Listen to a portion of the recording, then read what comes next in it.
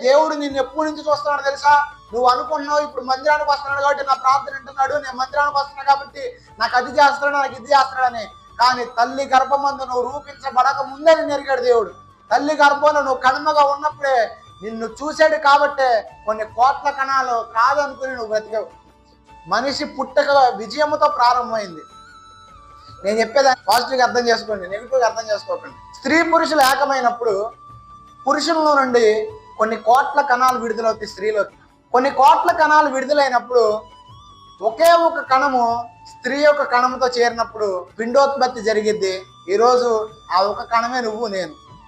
ఇప్పుడు కొన్ని కోట్ల కణాలు నీతో నాతో జర్నీ చేసినాయి తల్లి గర్భంలో, కానీ ఆ కోట్ల కణాలు ఏమైనా తెలుసా?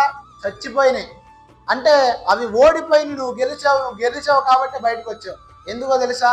పిండము అయి ఉన్నప్పుడే దేవుని కన్ను నేను చూసినాయి. అందుకే దావీదు అంటాడు, నేను తల్లి గర్భంలో కణమునై ఉన్నప్పుడు నన్ను చూసావు అంటాడు.